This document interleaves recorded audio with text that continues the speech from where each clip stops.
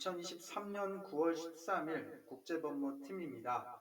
미국 이민 및 비자에 관한 설명을 드리려고 하는데, 오늘은 이제 미국 취업이민 영주권 EB3에 대해서 세 번째 카테고리죠.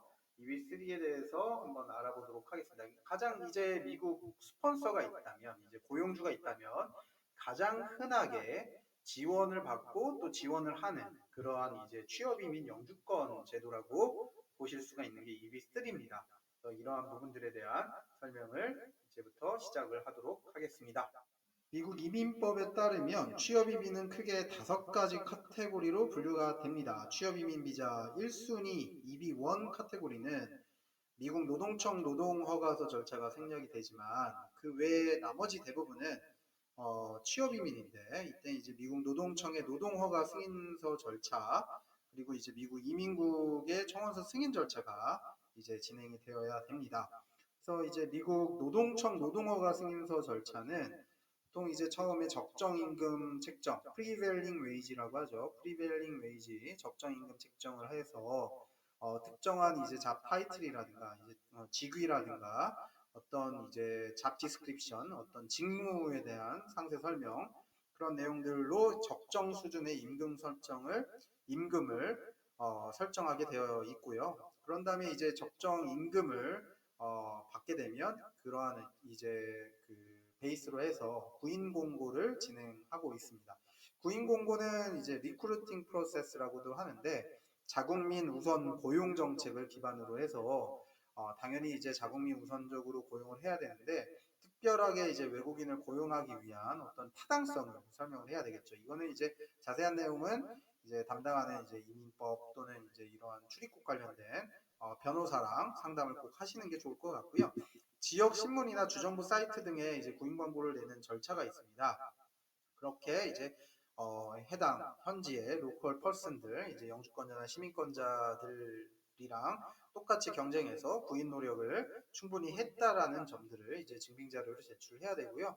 그 다음 절차가 이제 노동 허가서를 신청하는 펌 절차입니다. PERM 펌 절차를 진행을 하게 되는데, 이제 적정 임금 측정된 금액을 바탕으로 구인 광고까지 다 마친 다음에 어떤 이제 쿨링 피리어드, 이제 약간 30일 정도 웨이팅을 하게 됩니다. 대기 기간을 거쳐서 이제 노동청에 접수를 하는 그런 절차라고 보시면 됩니다. 이런 노동청 승인 절차라고 하는데, 이러한 절차는 이제 EB1 카테고리 또는 이제 EB2 중에 NIW라는 절차가 있는데, 이러한 이제 두 가지 예외적인 절차를 제외하고는 다 노동허가 승인서 절차가 꼭 필요하고, EB3, 오늘 이제 설명드려야 되는 EB3도 당연히 이러한 노동허가 절차가 필요한 그러한 절차라고 보시면 될 것 같습니다. EB3 카테고리를 이제 EB1, 2, 3, 4, 5까지 있는데, 그 취업 이민은 5가지 카테고리가 있는데, 그 중에 이제 EB3 중에 세 가지 분류를 좀 하죠. 이제 첫 번째는 프로페셔널입니다. 이제 뭔가 학사학위가 요구되면서 전문 직종으로 이제 분류될 수 있는 그러한 어떤 그 직종에 근무하는 사람이 EB3 중에 첫 번째 분류라고 보시면 될 것 같고요. EB3 중에 두 번째 분류는 2년 이상의 경력이 있는 숙련공, 그러니까 2년 동안 뭐 최대한 뭐 어떤 그 분야에 경험이 있다라는 증빙 자료가 제출이 되어야 됩니다. 이제 가장 흔한 증빙 자료는 이제 소득금액 증명서라든가 원청징수 영수증 또는 보험가입 증명서 또는 재직 증명서 등등인데, 쉽게 만들어서 허위 자료로 쓸 수 있는 증빙 자료는 인정을 안 한다라는 거, 그러니까 참고를 하시고요. EB3 중에 제일 마지막 세 번째는 비숙련공. 비숙련공이라고 하는 거는 이제 2년 이하의 경력이나 교육 훈련을 이제 요구를 하는 그러한 어떤 직종인데, 또는 이제 계절 직종 같은 거, 시즈널 잡, 이제 어떤 뭐 겨울에만 일을 한다든가 여름에만 필요하다든가 그런 이제 내용인데, 보통 이제 비숙련공에 대한 EB3 절차는 거의 이제 진행을 안 한다고 보시면 될 것 같아요. 왜냐면 이제 미국 같은 곳에서 고용하기 어려운 분야가 이제 더 이상 있느냐 없느냐, 그리고 이제 한국 사람, 한국 베이스로 이제 우리가 이제 설명드려야 되는 분이 이제 대한민국 국민들한테 이제 설명을 주로 하다 보니까 대한민국은 이제 이 정도로 비숙련공을 미국에 이제 지원해서 그쪽에서 이제 뭐 숙련하지도 않은 그런 일들에 대해서 굉장히 이제 어려운 분야예요. 뭐 닭 공장 같은 데서 이제 닭 목을 친다든가 아니면 뭐 정말 뭐 어디 어부들 하는 이제 어떤 어업에 종사하는 곳에서 정말 이제 미국에서 고용 창출이 어려운 구인하기 어려운 그런 어떤 굉장히 이제 힘든 허드렛 일들을 한다든가 그런 일들인데 그거를 이제 한국 사람들이 가서 한다는 것 자체가 이제 타당성에서 이제 부족하기 때문에 거의 요즘에는 이제 진행을 하기가 어려운 게 EB3 세 번째 카테고리라고 보시면 되고요. 조금 이제 이상하게 보죠. 이렇게 진행하면 인터뷰 단계에서도 대사관, 주한미국 대사관에서 인터뷰 단계에서도 좀 이상하게 보는 그런 내용이 될 수 있으니까 주의를 하시는 게 맞을 것 같고요. 어쨌든 이제 EB3는 이렇게 세 가지 카테고리로 나눠지고요. 이 세 가지 카테고리에 노동허가 승인서를 받아서 진행을 하고 있습니다.